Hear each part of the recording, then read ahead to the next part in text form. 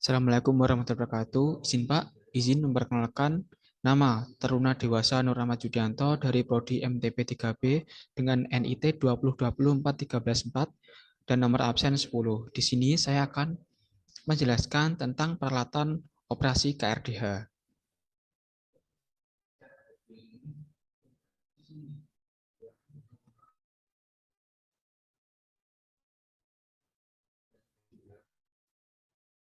Yang pertama yaitu kita masuki ke pengertian.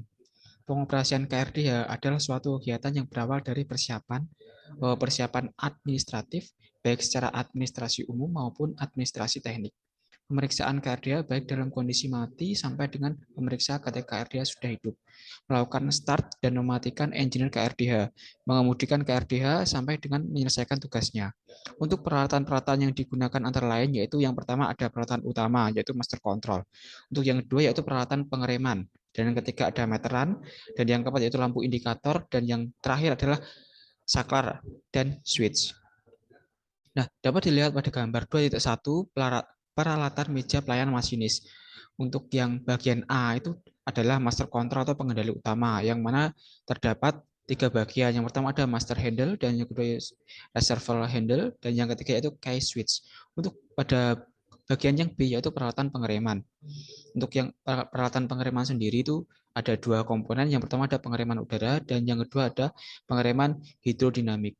Untuk yang C yaitu meteran-meteran, dan yang D yaitu lampu indikator, sedangkan yang E adalah tombol dan switch. Kita masuk ke bagian yang pertama, yaitu pengendali utama atau master control. Master control pada kereta rel diesel hidrolik adalah beberapa peralatan yang digabungkan menjadi satu peralatan yang terletak pada meja pelayanan masinis.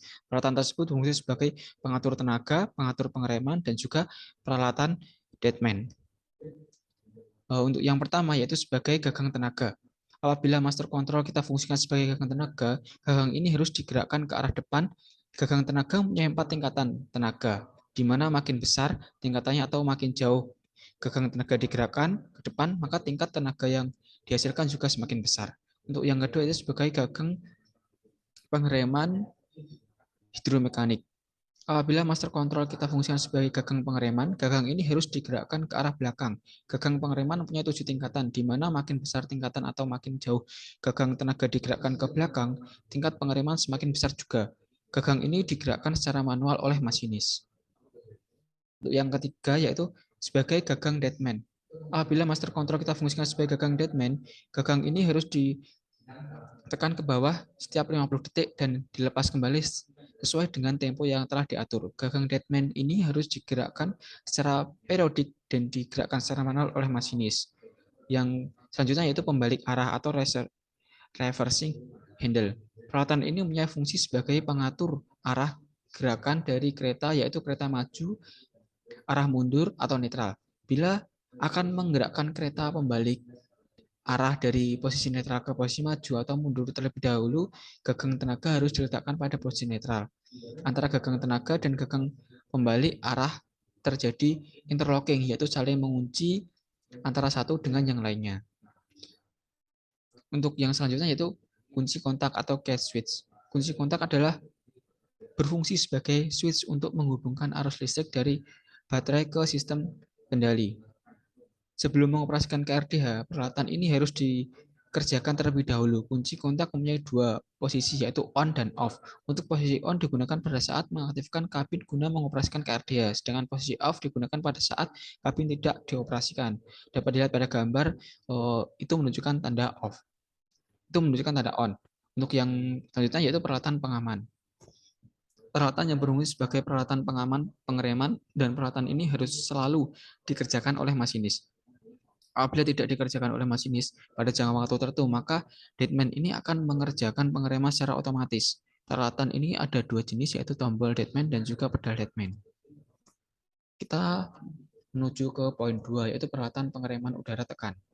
Peralatan pengereman terdiri dari beberapa jenis peralatan yang punya tugas atau fungsi dan kegunaan masing-masing. Jenis peralatan pengereman antara lain yang pertama adalah automatic brake valve atau gagang pengereman udara. Atau pengereman udara ini mempunyai beberapa posisi sesuai dengan penggunaannya. Gambar di samping merupakan gagang pengereman udara atau pneumatic brake handle. posisi tersebut adalah yang pertama ada posisi pengisian atau filling. Untuk yang kedua itu posisi jalan running, dan yang ketiga ada posisi netral. Yang keempat ada posisi pengereman atau application. Untuk yang kelima yaitu posisi pengereman darurat atau emergency.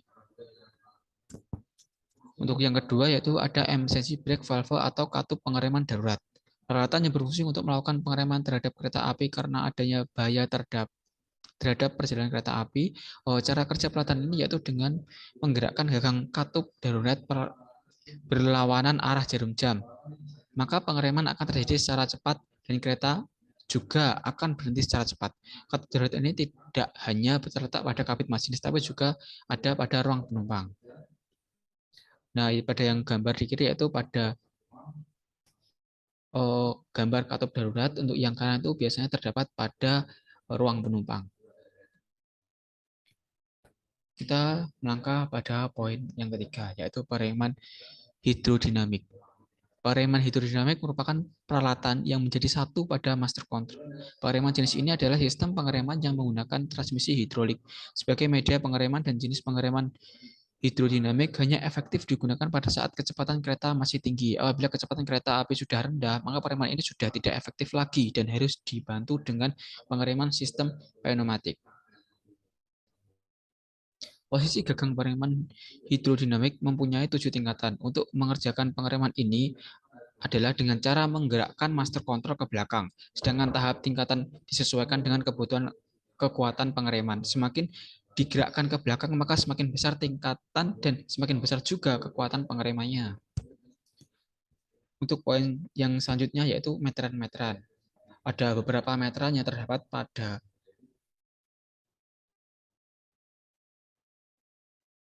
sini.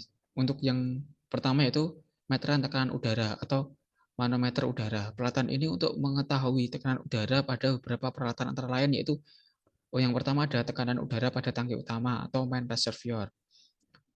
Penunjukan tekanan udara dari main reservoir berkisar antara 7 sampai 8,5 bar, di mana selalu naik turun karena adanya pengaturan tekanan dari governor kompresor. Bila tekanan udara pada main reservoir sudah mencapai maksimum, maka governor kompresor bekerja dan mematikan motor kompresor sehingga tidak menghasilkan udara tekan. Begitu pula sebaliknya.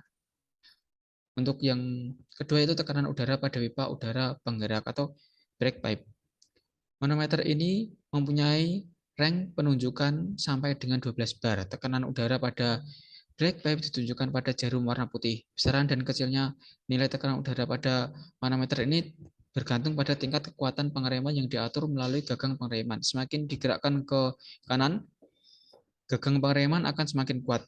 Gaya pengereman dan semakin kecil nilai tekanan udara pada brake pipe. Untuk yang ketiga itu tekanan udara pada silinder rem atau brake cylinder. Manometer ini menunjukkan rank penunjukan sampai dengan 10 bar. Tekanan udara pada silinder rem ditunjukkan pada jarum warna hitam. Nah, untuk posisi brake valve ada tekanan udara. Yang pertama ada release. Untuk main reservoir ada 7 sampai 8,5 bar. Untuk brake pipe ada 5 bar dan brake cylinder bar yaitu 0 bar. Untuk servers atau application itu main reservoir-nya masih tetap sama 7 sampai 8,5 bar. Untuk brake pipe-nya itu menurun kurang dari 5 bar minimum dan minimumnya itu 3,2 bar. Untuk naik yaitu lebih dari 0, bar maksimum 3, bar. Untuk emergency valve dikerjakan main reservoir-nya menurun dan brake pipe-nya yaitu menurun menjadi 0, sedangkan brake cylinder bar itu naik. Untuk yang kedua yaitu meteran tegangan listrik atau voltmeter. Peralatan ini berfungsi untuk memantau tegangan listrik yang dihasilkan oleh alternator. Penunjukan voltmeter ini mempunyai rank sampai dengan 400 volt. Untuk yang ketiga yaitu meteran arus listrik atau ampermeter. Peralatan ini berfungsi untuk memantau arus listrik yang dihasilkan oleh alternator. Penunjukan ampermeter ini mempunyai rank sampai dengan 100 volt. Untuk yang keempat yaitu meteran bahan bakar. Nah, tentu saja meteran bahan bakar ini untuk mengetahui apakah bahan bakar itu sudah terisi penuh, tinggal sedikit, atau mungkin habis. Ada 3 penunjuk yaitu E untuk bahan bakar yang sudah habis, untuk F yaitu ketika bahan bakar penuh, dan setengah untuk bahan bakar yang tidak yang menunjukkan bahan bakarnya itu masih setengah. Yang kelima itu penunjuk kecepatan atau speedometer. Peralatan ini berfungsi untuk memantau kecepatan kereta api agar sesuai dengan kecepatan yang diinginkan atau kecepatan yang tercantum dalam aturan pengoperasian.